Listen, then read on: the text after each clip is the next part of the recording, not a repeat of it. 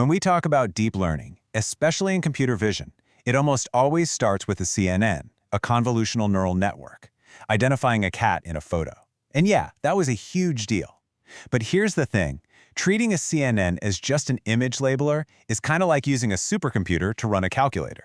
Sure, it works, but you are missing the entire point. That basic classification task, that's just scratching the surface. Today, we're going way beyond that. We're going to unpack the profound and honestly, way more powerful capabilities that are baked right into the math of convolution. Okay, let's dive in. So here's our game plan for today. First, we're going to look at why just sticking a single label on an image isn't enough. Then, we'll get into how we can build networks that can literally paint with pixels, reconstructing entire scenes in high-def detail.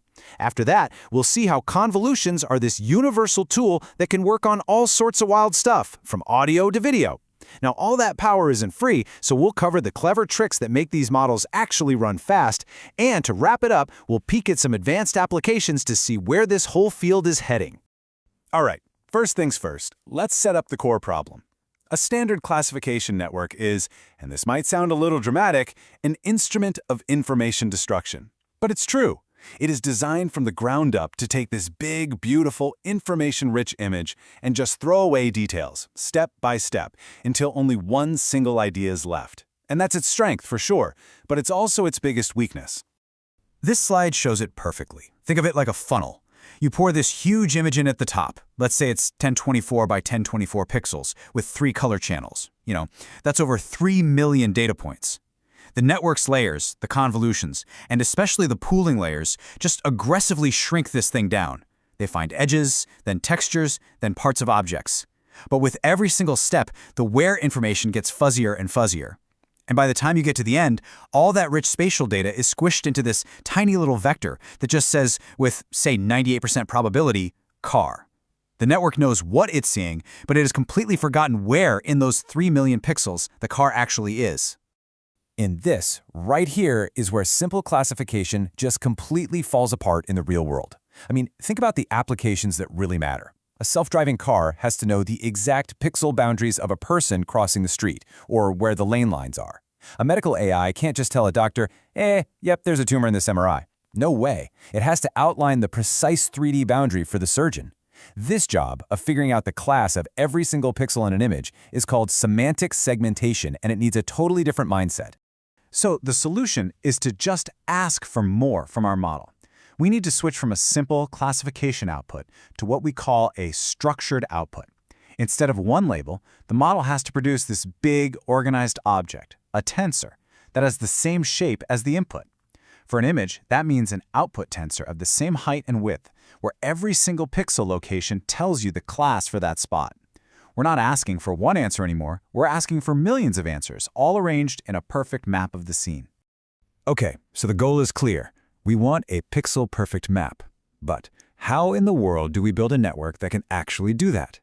If our classification network is a funnel that destroys spatial info, we need to invent something that does the exact opposite, something that can intelligently put it all back together. The architectural pattern that gets this done is called an autoencoder. And the design is just so elegant.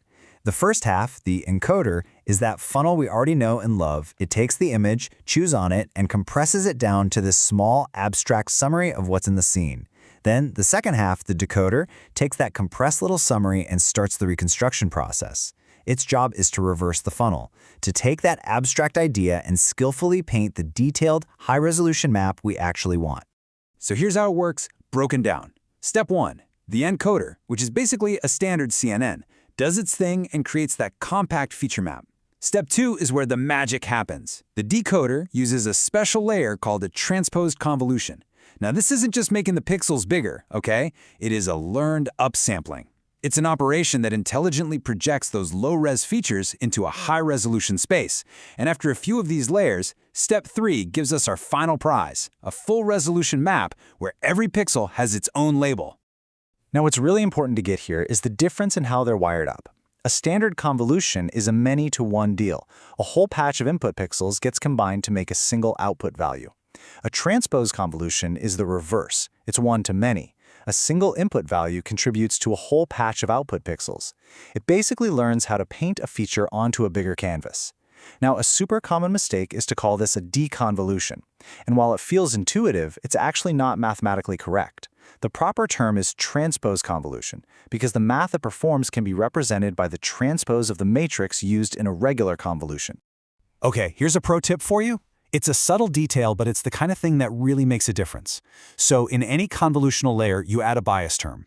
Normally, you just use one bias for each output channel, and it's shared everywhere. But if you know your inputs are always going to be the same fixed size, you can actually learn a separate bias for every single pixel location. Now, why would you do that? Well, it helps the model fix its own little blind spots. Think about it. Pixels in the middle of an image get processed way more than pixels at the corners. A per-location bias lets the model learn to adjust for these edge effects, and that can give you a nice little boost in performance. All right, the next superpower is just how incredibly versatile the convolution operation itself is.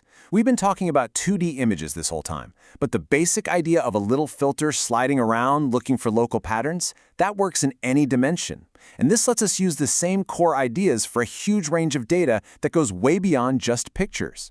And this table just lays it out perfectly. For 1D data, like an audio waveform, you have a 1D kernel that just slides along the time axis, learning to spot patterns like words or sounds.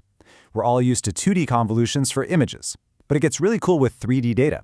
A 3D kernel can move through a volumetric medical scan, learning to spot 3D shapes like tumors. Or, and this is a big one, it can process video by treating time as that third dimension. This lets it learn features that represent actions and movement over time. The secret sauce behind all this flexibility is that the kernel, that little grid of learned weights, has no idea how big the input is.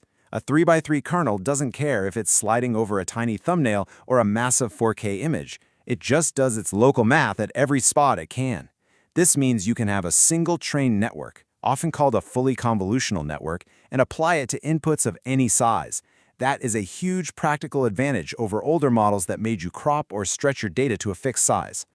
But this amazing flexibility creates a new problem, right? For our segmentation task, having a variable-sized output for a variable-sized input is perfect. But what if we're back to just classifying something? The final layers of a classifier, the dense or fully connected layers, they need a fixed size vector to work with. If we feed in a bigger image, the feature map going into those final layers will also be bigger, and the whole thing just breaks. So how do we fix that? The solution is this really clever layer called adaptive pooling. Instead of telling it you want a pooling window of, say, 2x2, you tell it the output size you want, like, I need a 7x7 grid no matter what. The layer then just figures out the right window size and stride to use based on whatever input it gets. So it doesn't matter how big or small the feature map is coming in, the output of the adaptive pooling layer is always the same size, ready to be fed into that final classifier. It's a super simple and powerful way to get the best of both worlds. So we've established that these networks are incredibly powerful and flexible. But all this comes at a price, a pretty steep computational price. A single convolution can involve millions, sometimes billions, of calculations. To make these models practical, to actually use them in real time or train them on huge datasets, we have to find ways to do these operations way more efficiently. Luckily, we can stand on the shoulders of giants from the worlds of math and signal processing. There are a ton of optimization tricks, but two of the most classic and important ones are using the Fourier transform and, whenever we can, breaking down big kernels into smaller, separable ones. The Fourier transform trick is just pure mathematical beauty. There's this thing called the convolution theorem, and it says that the super intensive convolution operation we've been doing is mathematically the exact same as a simple element-by-element multiplication, if you do it in the frequency domain.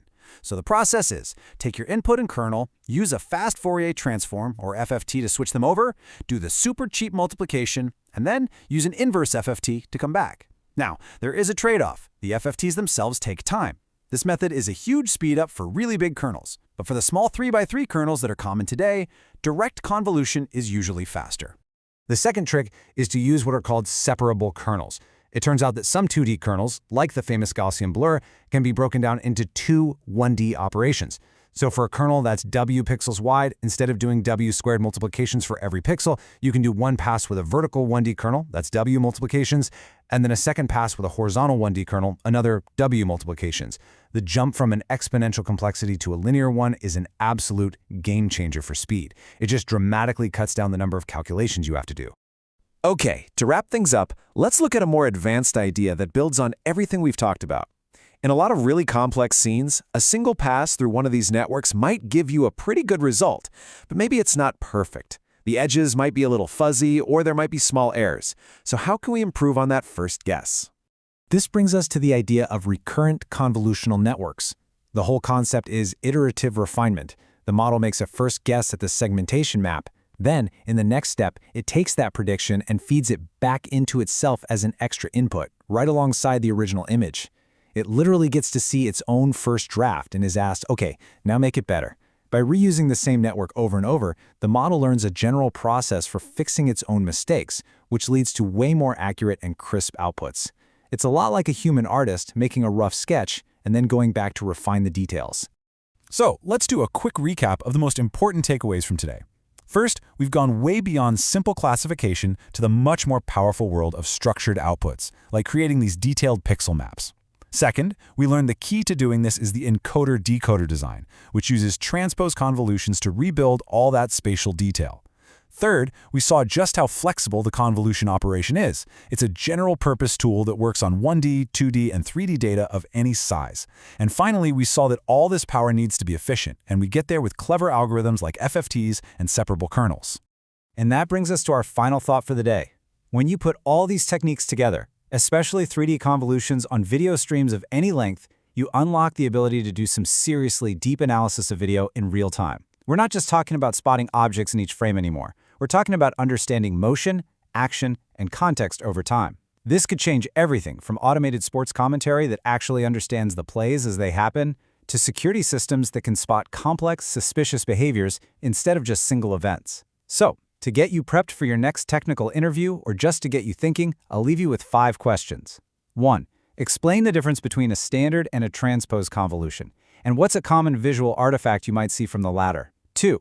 How would you design a network to classify images of different sizes without ever resizing them? 3. When does it make sense to use the fast Fourier transform for convolution instead of the direct method? 4. What is a separable 2D kernel, and why is it so much faster? And 5. How would you adapt a 2D CNN to classify 1-minute video clips of people doing things? Thanks so much for your attention today. If you found this useful, please do me a favor and hit like, subscribe, and share it with anyone else who's passionate about really understanding deep learning.